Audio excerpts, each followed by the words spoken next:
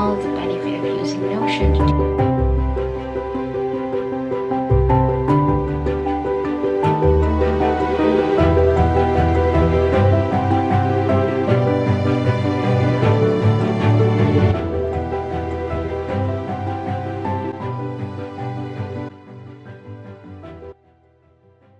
Hi, today is 28th of September, and it means that we are 2 days ahead before October's start. At the same time, we are at the end of the quarter 3 and we are moving into quarter 4 of the year. So I thought it would be great for me to record my process of planning that I use bullet journal and Notion together. And at the end of this video, I hope that I could share with you the benefit of using bullet journal, the benefit of using Notion, the difference between both, and how can you actually marry those two for your productivity benefit. So let's get to it. Why bullet journal and Notion, right? So why not just bullet journal or Notion? Why bullet journal and Notion instead? So I came from quite a number of years of using bullet journal in the past 10 years. So at the back, on the top shelf, everything in pink, dark red, wine, and white are all of my previous bullet journal that I numbered and labeled based on the years that I used. So this year I have bullet journal 2023, and I discovered Notion 2-3 years ago, and I thought it would be great for me to test out new way of doing things. So I shifted to digital journaling and planning. I realized that Notion solved the great issues that I have with bullet journal, because it is accessible, because it's digital, accessible on my phone, accessible on my laptop, everywhere that I go. As long as I have internet, I can log into the Notion account and get access to the information that I have. So I have problems with bullet journaling in the past because I sometimes forget to carry this A5 size of notebook with me. So it is very frustrating if I forgot to bring this and I need to access the information about my project, about the note taking, about the research that I did, and I don't have it, I cannot access it. Also realize there's a pattern of how and why I go back to bullet journal and how I use Notion. So I usually go back to bullet journal to just journal in general, to get information out of my brain into the pages, or I want to make sure that I could recall a memory, and I find it easier for me to recall a memory by scribble things down on a paper. And then I also use bullet journal to log my gratitude. So something about gratitude, something about scribbling and expressing your emotion is best to use paper journal. And for Notion, I would usually go back to do something with it if I have a structured planning, something more structured in terms of information that I get from the research I do, from the website, from the ebooks or e-courses that I sign up for. And then it is much easier for me to screenshot the information or copy and paste information directly into Notion and have it stored there permanently. I prefer structured planning on Notion because it is digital, and like I said, I find that Notion able to solve the problems that I have over the years of forgetting to bring my notebook with me. There are times and days that it happens and I don't like it when it happens, and Notion could solve that problem for me. Well, where do we begin, right? Throughout this process, the first thing that I would go and do and pick up first is my bullet journal. So bullet journal is, like I said, is something that I would always go back to, and it's fun to spend a bit more time with yourself designing how your month look like. And there's a page that is already existing that's called retrospective of the month. So this month is retrospective September and is divided into 4 quadrants. The first quadrant that I put up into the setup is what helped me to move forward, what makes me feel that is holding me back, what makes me feel good, and what are the risks that popped up in the past few weeks in the month that I wanted to stop doing. So future risks are usually making more sense or relevant pretty much for project management. These are things that you anticipate. If it continues to happen, it will stop your project from moving forward, progressing. So same goes in your life. I would say you realize that there are future risks that you continue doing, then you would risk your health, you would risk your happiness and stuff like that. So how do I use this page and understand what is my intention for the coming up month is by using life wheel. So life wheel is the areas of your life that contribute to your well-being, to your happiness and your growth as a person, in essence. So it can be very detailed with all of these areas of your life. You can spend a bit more time to make sure that you cover all of it in a month, but we only have 24 hours a day. And what I would suggest doing, based on my experience, I don't focus all of the areas in the wheel throughout the month, but I spread it out throughout the year. So when I do the retrospective, it gives me an indications of what are the things that makes me feel good and potentially spend more time with, and what are things that is adding to a risk that this means that these are the things that I spend lack of time, pay a lack of attentions to. Like for example, spend more time on Netflix because it's fun, but I spent less time in working out. That would risk my health. So all of these are indication. Maybe in next coming month I should spend more time working out and less Netflix and chill and stuff like that. So life wheel again is very useful, and is usually being used in a coaching session to help set an expectation for our coachee.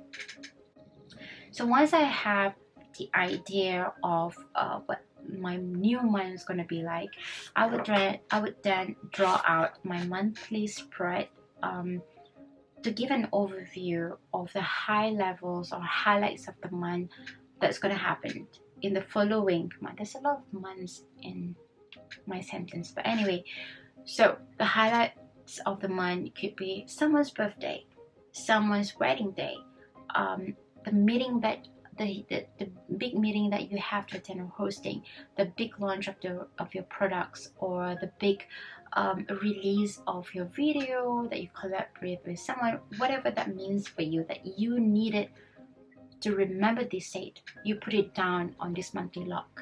By having that, you would know that how your time is spread. Is it going to be a busy month, or is it going to be a very quiet month, just being at home as usual? Whatever that means for you. And once I'm done with a monthly log, I would have a gratitude log. I did a better job last year, October. This is how it looks like for my monthly log and then gratitude log. So I use this from I took this from Pickup Lines YouTuber. Sada did a great job in setting up the simplest but aesthetic view of a bullet journaling. So gratitude log that I had last year is in liner. So you have dates and the day, and then you put in your items that you're grateful for. But this year I use calendar format to put in my gratitude. And then once I draw out the gratitude log, I would then again replicate the same format, or maybe I found a new format of retrospective of the month. Usually when I design the retrospective of the month, it is going to be empty by the time I draw this. Then I wait until at the end of the month to do the reflection. I've just filled in the page. And once it's done, what else do I have? I keep it very simple this year though, and I don't do anything else. This is where I would just keep the pages empty, and I will jump right into Notion. I'll show you shortly how I do things on my Notion. So we've done bullet journal, so we've spent a bit more time in drawing out the reflections, how the months, the new month gonna be like, what's gonna happen, anticipating all of this put together. What I'm gonna do with this is I jump right into Notion once I've gone through that process, right? So Notion for me at the very beginning was quite confusing. It was designed in such a way that it's a blank canvas that you can design your structure of your brain in any way, any style that you want. And I did try to fully use Notion. I can't do everything on Notion. I can if I want to, but it doesn't give, I feel it's a bit too much for me. And if I use a bullet journal 100%, it's also a bit too much for me, because I don't want to be full on the screen most of the time if I use Notion 100%, but I also don't want to be inconvenienced if I don't have my notes with me, and if I left my bullet journal, right? So how do I balance this out? How do I marry these two tools together? So I start looking at the purpose. So because I have this intention of keeping both, so I switch back to bullet journal, but for a certain point and function of it.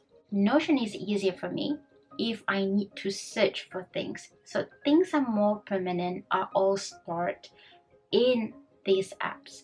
And like note taking from a research are in the common book place. Book log, books that I read are also here. I can give you a tour of how I keep my notebook. This is again from Michelle B. Template. I haven't changed much from here, but these are the things that I usually will go into, and then I want to store all of this information permanently so that I can always go back when I search for the keyword. And one powerful page that I wanted to show you guys here is Master Nasi Lemak. How come Nasi Lemak is in there?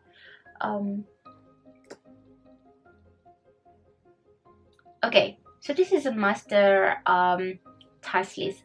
I'm not going to show you more of this, but this is a master task list where you store every single thing that came out from your mind that you usually just write down on post-it notes, or you write it down in a notepad on your phone, or just randomly write in any notebook or bullet journal, right?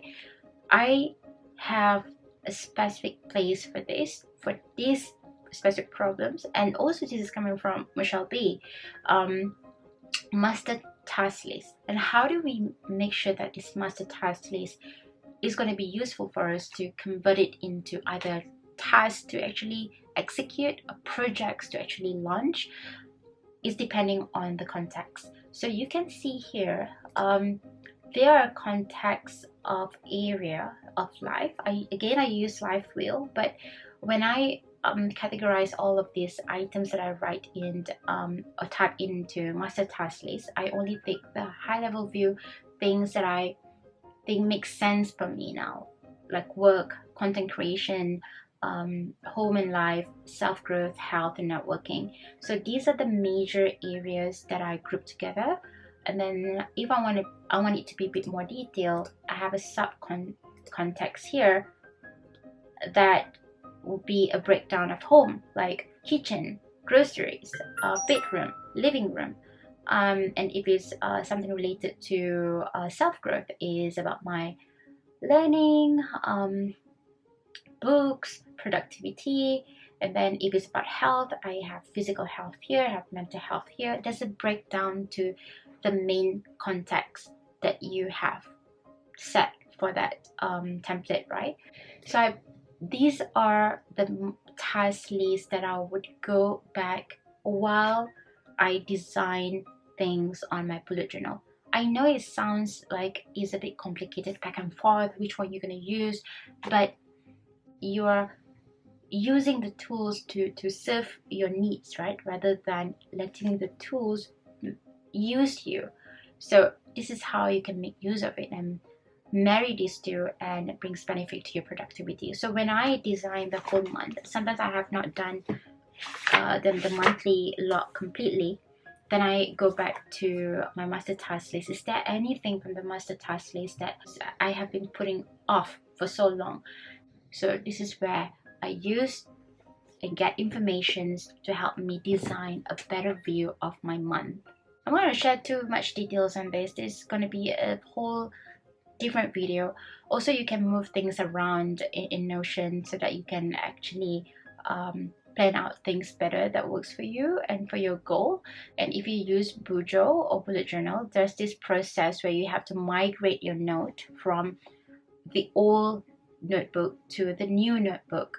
That's the reason why there are certain things like this that I don't keep it in my bullet journal anymore, because if you have 20 pages of checklist that you use every single time, and then when the books is finished, the pages ended, and then you have to migrate it to the new page, the new notebook, you have to copy it word by word. So it's a bit hassle for me.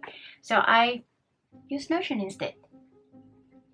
And then when all of this is done, and then you go back to your bullet journal, and you have all of these dates planned out, and then you want to make sure that it will be remembered and there will be a reminder. This is where you're going to transfer it into daily to-do on your Notion and also your calendar. But I'll go to calendar first. So if I go to calendar,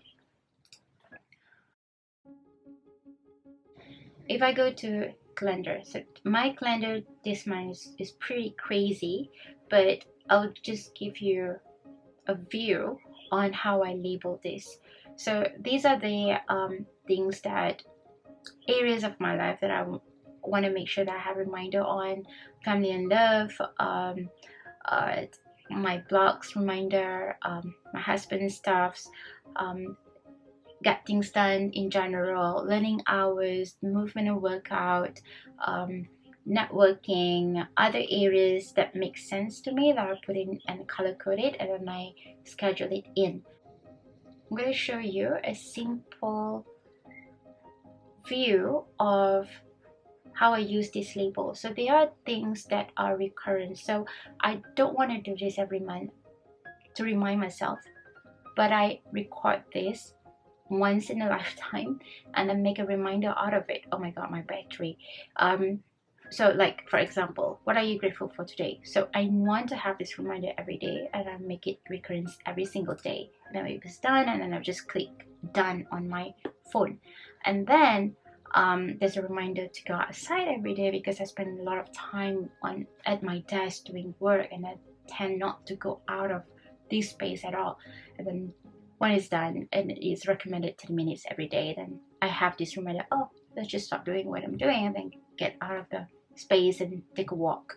And then this is our dinner time, prep and dinner within 1 or 2 hours, buffer whether or not how complicated the dinner is. I just have this space to spend the time with my husband to prepare dinner and watch Netflix while having dinner, whatever that I wanted to do, right? And I have a recurrence reminder on every 2-3 weeks to do facial and spa. So I have it here, and then I'll move around if I feel that it is not going to happen on that date and then it needs to happen on a different day. I put it in. So how do I put in the events into this? So based on what I've checked in the master task, and then based on what I've drawn out on my bullet journal, and anything that I need a reminder for, I put it into Alright, my battery died, so I'm gonna record the final one. Let's just go back to the basic. Okay, this is the weekly view. Let's say this is how my week look like. There's a lot of things that needs to happen in a week, and then I can filter this to daily view. How the daily view will look like. It will just zoom down to the items that you need to do on that specific day. Alright, so I am going to continue draw something for the planning for the project I'm working on, but I just want to put a pause to that and speak to you guys and end this video. And I think that's all for the process of me planning for the month. Eventually I do want to have a better structured and purposeful in using these two tools, because I believe these two tools has its different purpose, and it gives different benefit, either to my productivity and also for my mental health. And I'm going to share this out in future on YouTube again.